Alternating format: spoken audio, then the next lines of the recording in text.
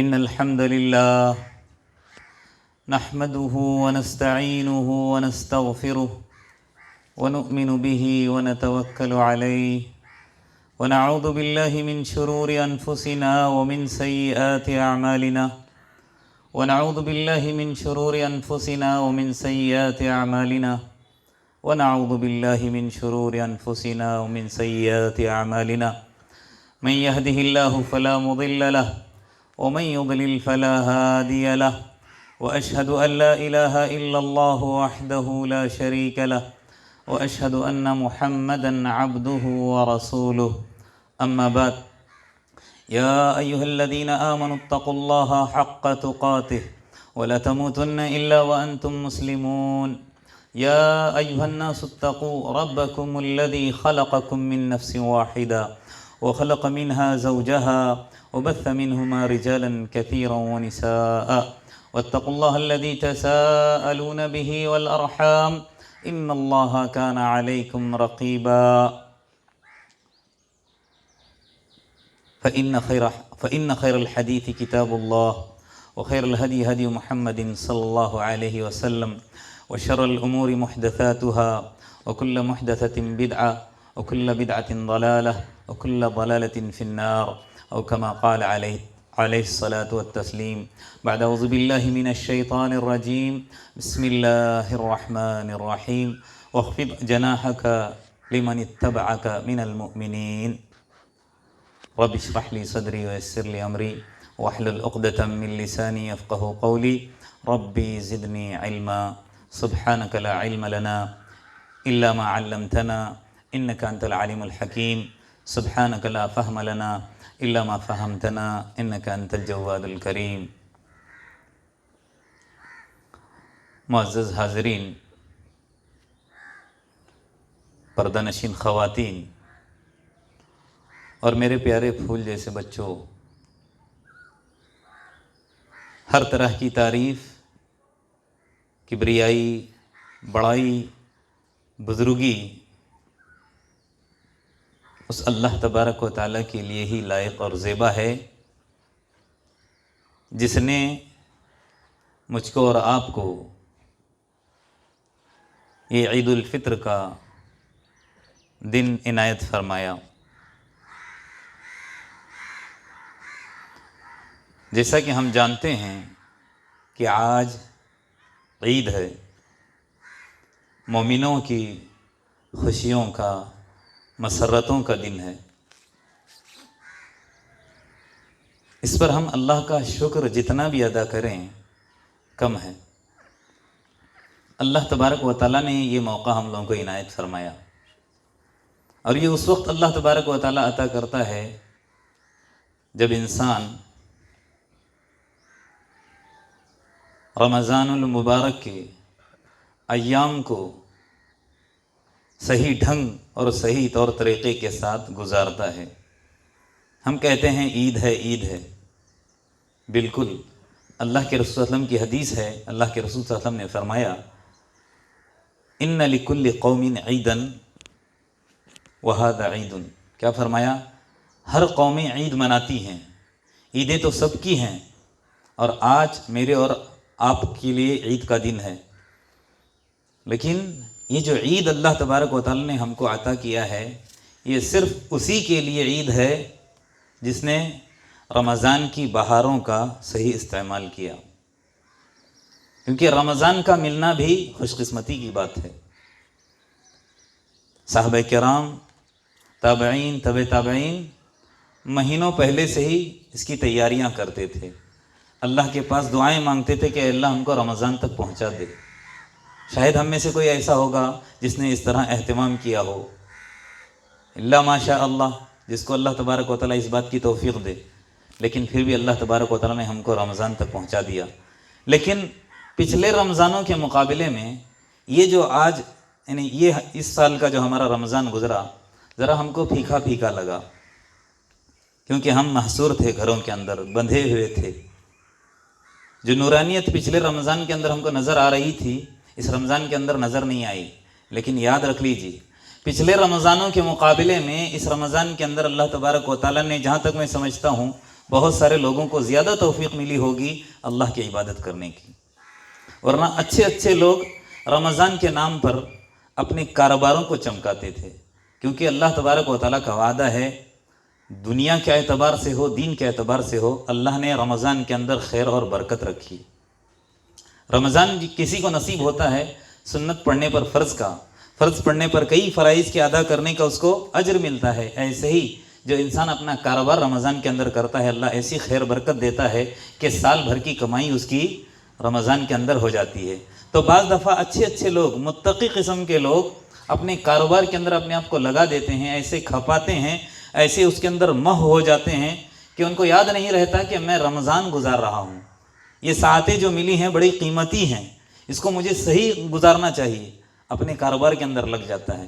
لیکن سال ہر سال کے مقابلے میں بندھا ہوا تھا، مجبوراً آدمی اپنے گھروں کے اندر تھا، اور جہاں تک میں سمجھتا ہوں الحمدللہ پچھلے رمضانوں کے مقابلے میں اس رمضان میں اس نے عبادتیں زیادہ کی ہوں گی۔ اللہ سے دعا ہے کہ اللہ تبارک و تعالیٰ چاہے جیسے بھی ہم نے ٹوٹے پھوٹے اعمال کیے ہوں، اللہ تبارک و تعالیٰ ہمارے اس اعمال کو قبول کرے، شرف قبولیت سے نوازے۔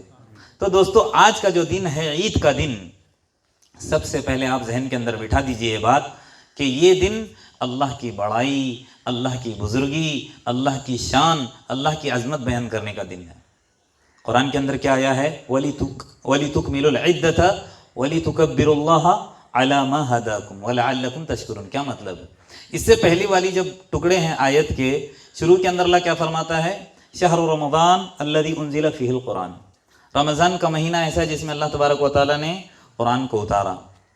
فیہ آیات، شہر رمضان الذی انزل فیہ القرآن ھدی للناس وبینات من الھدی والفرقان فمن شہد منکم الشہر فلیصمہ۔ یہ بات میں بتانا چاہتا ہوں کہ تم میں سے جس کو بھی یہ مہینہ نصیب ہو، یہ مہینہ اس کو مل جائے، تو چاہیے کہ وہ کیا کرے، اس کے اندر، اس مہینے کے اندر روزے رکھے۔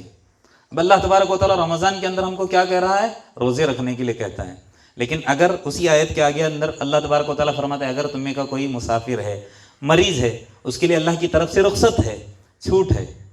اگر آپ بیماری کی وجہ سے روزہ نہیں رکھ سکتے، یا سفر کی وجہ سے، سفر کی کوئی ضرورت یا تکالیف ہے اس کی وجہ سے آپ روزہ نہیں رکھ سکتے، اس مہینے کو چھوڑ کر جب آپ کے ایام رمضان کا مہینہ گزر جائے گا تو دوسرے دنوں کے اندر اس گنتی کو آپ کو کیا کرنا ہے؟ پوری کرنی ہے۔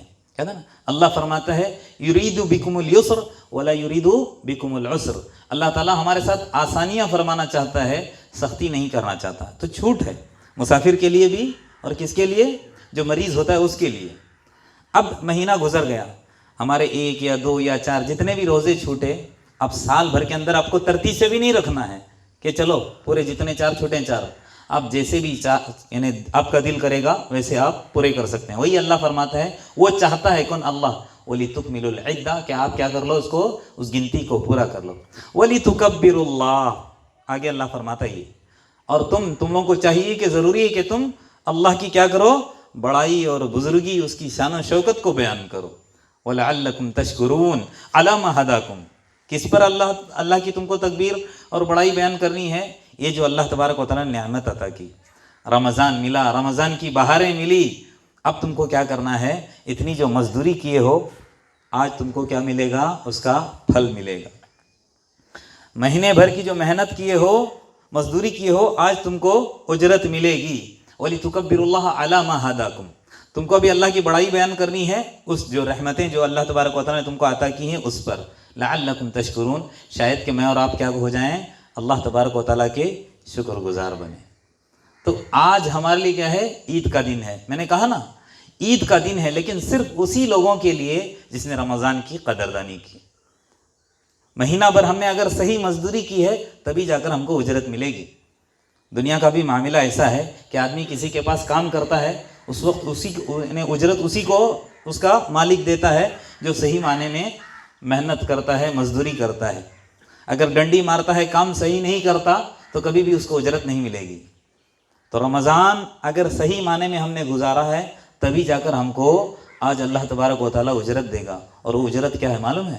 اللہ تبارک و تعالیٰ فرشتوں کے ذریعے سے اعلان کرواتا ہے، ہم لوگ یہاں سے اٹھنے سے پہلے، قوموا مغفور لکم قد بدلت سیئاتکم حسنات، اب تم اس عیدگاہ سے، یا اس مسجد کے اندر سے جہاں تم میری عبادت کر کے میری بڑائی کر کے 2 رکعت ادا کر کے خطبہ اطمینان کے ساتھ سن کر اب جب تم اٹھنے لگو تو تم بخشائے ہو، اللہ تبارک و تعالیٰ کیا کرے گا؟ تمہارے سیئات کو حسنات کے اندر، تمہاری گناہوں کو اچھائیوں کے اندر کیا کر دے گا؟ تبدیل کرے گا۔ تو کس کا ہے آج؟ کس کی ہے آج عید؟ آج دن عید کے کس کے لیے عید کا دن ہے؟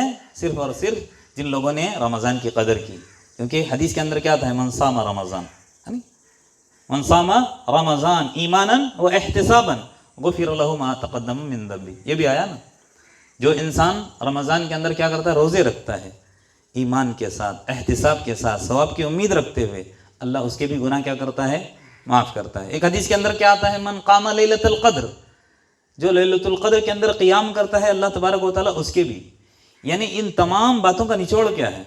مہینہ ہم نے اگر رمضان کا صحیح گزارا تبھی ہمارے لیے عید ہے، ورنہ عید کی خوشیاں ہمارے لیے بالکل نہیں ہیں، عید ہمارے لیے نہیں ہو سکتی اس صورت میں جب ہم رمضان صحیح نہیں گزارے ہوں گے۔ اگر ہم نے رمضان صحیح گزارا ہے تو آج ہمارے لیے اجرت کا دن ہے، اللہ کی طرف سے جزا ملنے کا دن ہے۔ ایک مزید اور بات آپ لوگوں کو میں بتا دوں، اللہ کے رسول صلی اللہ علیہ وسلم نے، اب کیا ہو گیا؟ رمضان تو ہم سے نکل گیا، رمضان کے اندر ہم لوگوں نے 5 وقت کی نمازیں پڑھی، ہم لوگوں نے تراویح پڑھی، قرآن پاک کی تلاوت کی، جتنا ہم سے بن سکے ہو سکے ہم نے اللہ کی عبادت کی۔ اب جیسے ہی رمضان ختم ہو جاتا ہے روزے نمازیں سب چلی نہیں، رمضان چلا گیا تو کیا ہوا؟ روزے چلے گئے تو کیا ہو گئے؟ فرض روزے، نوافل روزے ابھی بھی باقی ہیں۔ نمازیں جو ہم تراویح اگر ختم ہو گئی تو کیا ہوا؟ تراویح کے ہی نام پر ہم تہجد پڑھ سکتے ہیں، قیام اللیل باقی ہے، اب خالی اس کے الگ الگ نام ہیں، کوئی قیام اللیل اس کو نام دیا ہے تو کوئی تراویح نام دیا ہے، تہجد۔ جیسے ہم قرآن کی تلاوت رمضان کے اندر کر رہے تھے، اب 11 مہینے کے اندر بھی ہم کو، وہ تربیت کا مہینہ ہے، یاد رکھ لیجئے، ہمیشہ یہ ذہن میں بٹھا دیجئے، اللہ 11 مہینے کے بعد رمضان اس لیے لاتا ہے تاکہ انسان ریمائنڈ اپنے مطلب دماغ کو کیا کرے؟ فریش کرے، اور اس کو یاد دہانی ہو کہ ہم کو کیا کرنا ہے؟ ہر وقت ہما وقت اللہ کا ذکر، اللہ کی عبادت کرنی ہے۔ تو رمضان گزر گیا تو عبادت ہی چلے گی نہیں، ابھی نوافل اور صدقات اور جو زکوٰۃ ہیں وہ سب چیزیں باقی ہیں۔ تو فرض روزے کے علاوہ جب انسان اس کے روزے رکھتا ہے، کون سے؟ رمضان کے روزے رکھتا ہے، حدیث کے اندر آتا ہے، اللہ کے رسول صلی اللہ علیہ وسلم کا فرمان ہے، من صام رمضان، جو انسان رمضان کے روزے رکھا، وَأَتْبَعَهُ سِتًّا مِّن شوال، اور فوراً اس کے ہی پیچھے، یعنی کہ رمضان چلا گیا، عید کا دن آپ نے گزارا، اس کے بعد دوسری تاریخ سے ہی یا مطلب پورے مہینے کے اندر آپ نے 6 روزے رکھے، کان کصیام الدہر، اللہ کے رسول فرماتے ہیں یہ 6 روزے اور رمضان کے روزے یہ جب مل جاتے ہیں تو ہم کو سال بھر کے روزوں کا کیا کرتا ہے؟ اللہ تبارک و تعالیٰ ثواب دیتا ہے۔ وہ کیسے؟ آپ لوگوں نے قرآن پاک کی ایک آیت سنی ہوگی، قرآن کے اندر آتا ہے، من جاء بالحسنۃ فلہ عشر امثالہا، جو انسان ایک نیکی کرتا ہے تو اللہ تبارک و تعالیٰ کتنی نیکیاں دیتا ہے اس کو؟ 10 نیکیاں۔ تو ایک روزہ کتنے روزے کے برابر ہو گیا؟ 10 روزوں کے برابر۔ تو 30 روزے کتنے ہو گئے؟ 300 روزوں کے برابر۔ اور مہینے سال کے اندر کتنے دن رہتے ہیں؟ 360 دن۔ اب 60 دن ہمارے رہ گئے، اس 60 دن کو کور کرنے کے لیے اللہ نے وہ 6 روزے دے دی۔ اب ہم نے 6 روزے رکھے تو 360 دن، یعنی کان کصیام الدہر، ہم نے سال بھر روزہ رکھ لیا۔ لیکن چھوٹا سا مسئلہ بتاتے ہیں، ہم آگے چلتے ہیں۔ مسئلہ کیا ہے کہ آدمی رمضان کا روزہ رکھا، اس کے بعد پھر کیا ہو جاتا ہے؟ اس کو 6 جو روزے رکھنے ہیں، کون سے؟ شوال کے 6 روزے۔ اب مہینے کے اندر جو 29 یا 30 دن کا جو مہینہ ہوتا ہے اس کے اندر آپ جیسے آپ کی ترتیب ہو اسی حساب سے رکھ سکتے ہیں، چاہے تو فوراً آپ عید کا دن گزارنے کے بعد دوسری تاریخ سے آپ لگاتار بھی رکھ سکتے ہیں، یا اس کے علاوہ آپ کو جیسے آپ سہولت محسوس کریں اس حساب سے، لیکن شوال گزارنے کے بعد نہیں ہے، شوال کے اندر ہی رکھنا ہے۔ اچھا، بعض مرتبہ کیا ہو جاتا ہے، لوگوں کے روزے رہ جاتے ہیں، خصوصاً عورتوں کے، ان کے مطلب پیریڈ اوقات کے جو اوقات آتے ہیں، جو پیریڈ آتے ہیں اس کی وجہ سے ان کے روزے رہ جاتے ہیں، کسی کے 4 6 یا 8 جیسے بھی ہوں، جیسی تکلیف ہوتی ہے اس طرح ان کے روزے رہ جاتے ہیں، لیکن ان روزوں کو بھی ان کو کیا کرنا ہے؟ پورا کرنا ہے۔ لیکن جہاں شوال کا معاملہ آتا ہے 6 روزوں کا، تو پہلے ان کو کیا کرنا پڑے گا؟ فرض روزے رکھنے پڑیں گے، اس کے بعد ان کو شوال کے روزے۔ بعض دفعہ کیا ہو جاتا ہے، آدمی پہلے شوال کے رکھتا ہے، عورتیں پہلے شوال کے رکھتی ہیں اور پھر اس کے بعد رمضان کے روزے چھوڑ دیتی ہیں، ایسا نہیں ہے۔ پہلے ہم کو جو ہمارے قضا رہ جاتے ہیں اس کو کرنا ہے، اس کے بعد شوال کی کیا کرنا ہے، ہم کو 6 روزے رکھنے ہیں۔ اللہ کے رسول کی ایک بہترین حدیث ہے، سن لیجئے، اللہ کے ابن ماجہ کی روایت ہے۔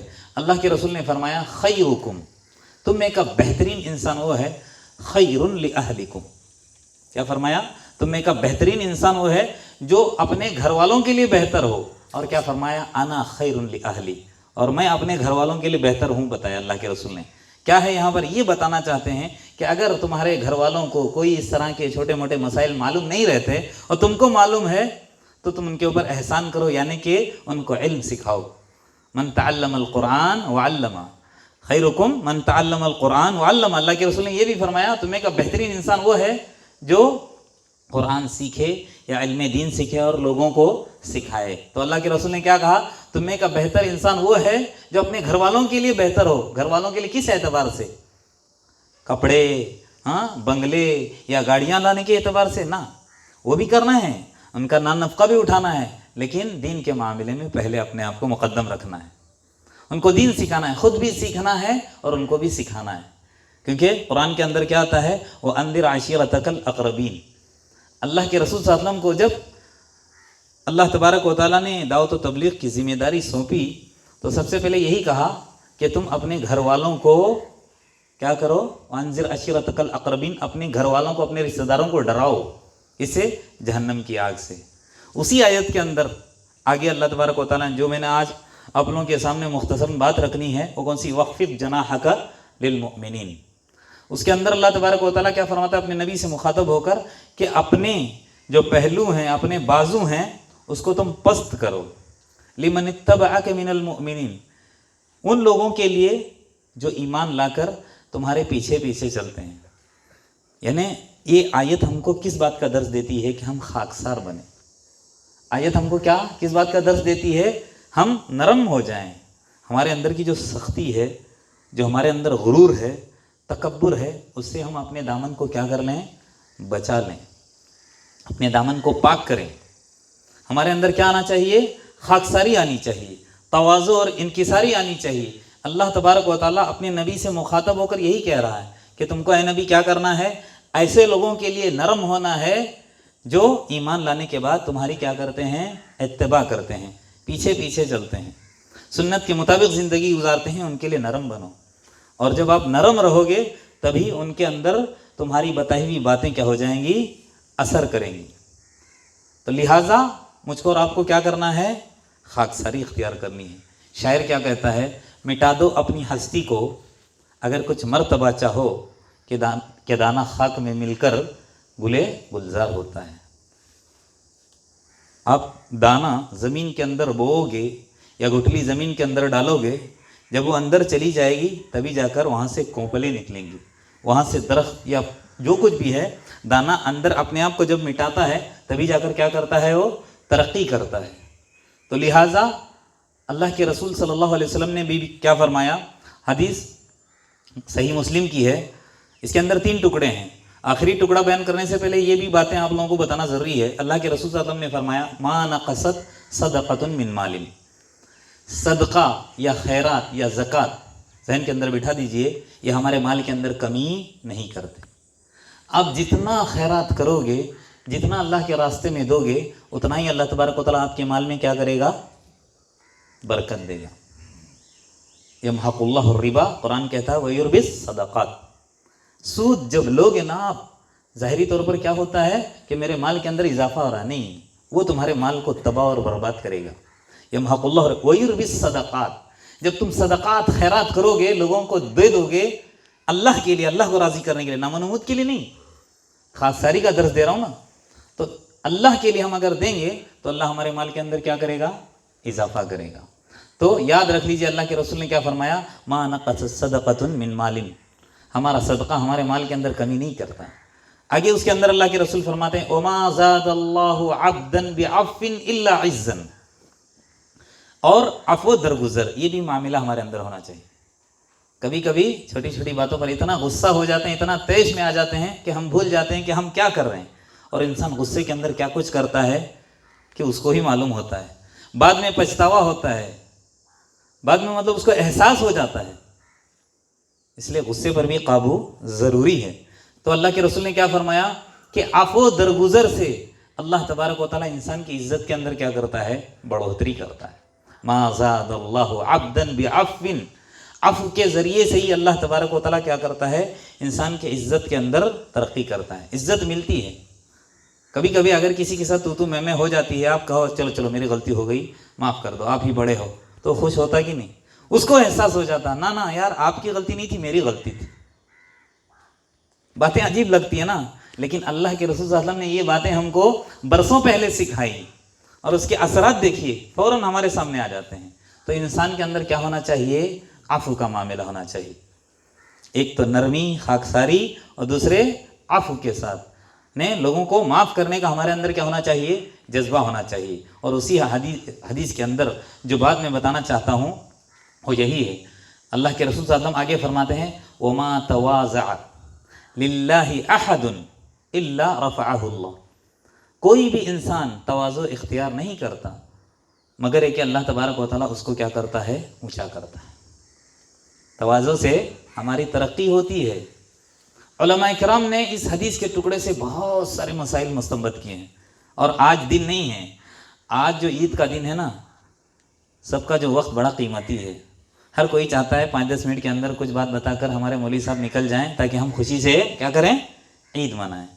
تو آج آپ لوگوں کے سامنے وہ تمام مسائل بیان کرنے کا مطلب وہ وقت بھی نہیں ہے، اور بیان کر بھی نہیں سکتا۔ علماء نے بہت سارے مسائل نکالے ہیں، لیکن 2 باتیں بتا کر میں اپنی بات ختم کروں گا۔ اس حدیث کے ٹکڑے سے علماء نے جو سب سے پہلی بات کیا نکالی پتہ ہے؟ اللہ تبارک و تعالیٰ جب انسان تواضع اختیار کرتا ہے تو اللہ تبارک و تعالیٰ اس کی عزت کو کیا کرتا ہے؟ بڑھاتا ہے، اور لوگوں کی دلوں کے اندر اس کی محبت ڈالتا ہے۔ ہم اگر خاکسار بن جاتے ہیں، ہمارے اندر تواضع آتا ہے تو اللہ ہم کو عزت دے دیتا ہے، اور آگے لوگوں کے دلوں کے اندر ہم کو کسی کی چاپلوسی کرنے کی ضرورت نہیں پڑتی، کسی کو بتانے کی ضرورت نہیں پڑتی کہ میں تمہارے نزدیک محبوب بن جاؤں، میری عزت کرو، ہاں میری شان و شوکت کرو، مجھے فلانا فلاں نہیں۔ سامنے والے کے دل کے اندر اللہ تبارک و تعالیٰ تمہاری عزت آٹومیٹکلی کیا کرتا ہے؟ ڈال دیتا ہے۔ یہ کون سی برکت ہے؟ تواضع۔ جب انسان تواضع اختیار کرتا ہے اس کی عزت بھی بڑھتی ہے، لوگوں کے دلوں کے اندر محبت بھی اللہ تبارک و تعالیٰ پیدا کرتا ہے۔ اچھا، دوسری بات کیا ہے؟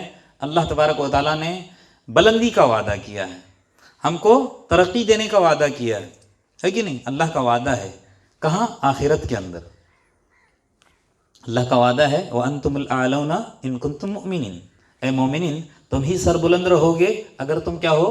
مومن بن کر زندگی گزارو گے، تواضع اور خاکساری اختیار کرو گے۔ اللہ کا وعدہ ہے کہ ہم کو بلندی دے گا، اور آخرت کے اندر اجر اور ثواب کی شکل میں اللہ تبارک و تعالیٰ یہ چیز عطا کرے گا۔ 2 چیزیں ملیں گی، ایک تو دنیا کے اندر عزت، لوگوں کے دلوں کے اندر محبت، اور آخرت کے اندر ڈھیر سارے اجور اور ثواب سے نوازے گا۔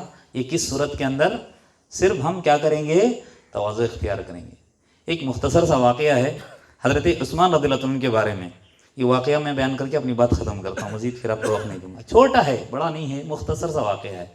واقعہ یہ ہے، حضرت حبیب بن مرزوق راوی حدیث ہیں فرماتے ہیں کہ حضرت عثمان بن عفان رضی اللہ عنہ ایک مرتبہ اپنے غلام کے پاس آئے،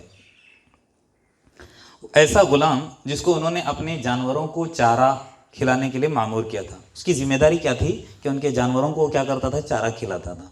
اس غلام کے پاس ایک دن حضرت عثمان رضی اللہ عنہ آئے، آ کر دیکھا اس کی عجیب عجیب حرکتیں ہیں، جانوروں کو تکلیف دے رہا ہے، وہ چیز ان کے نزدیک ناگوار گزری۔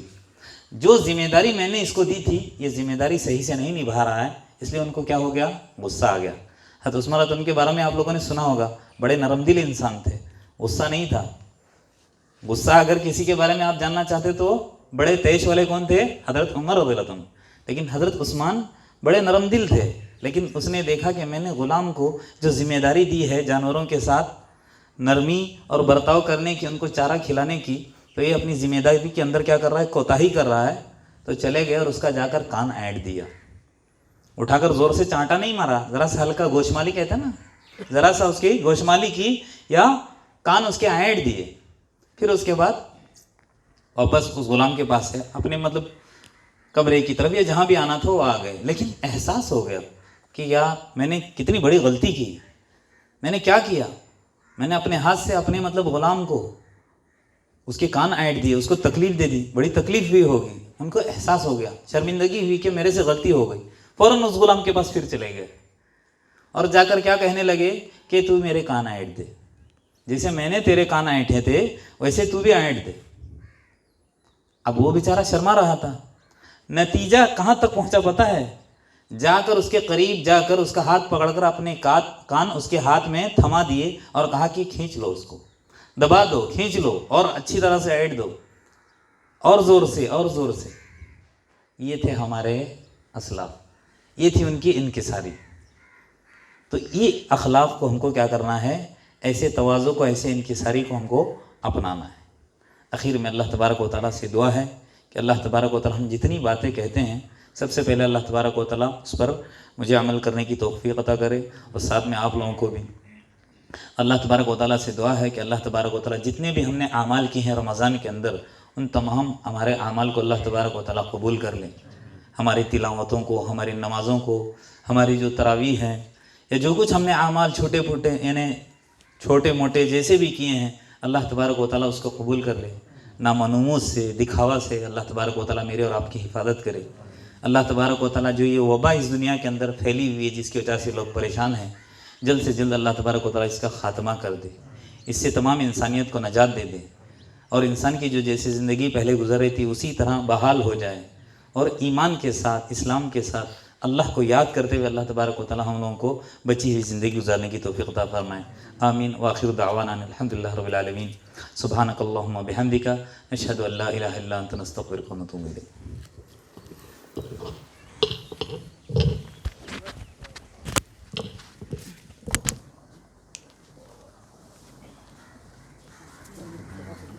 Allah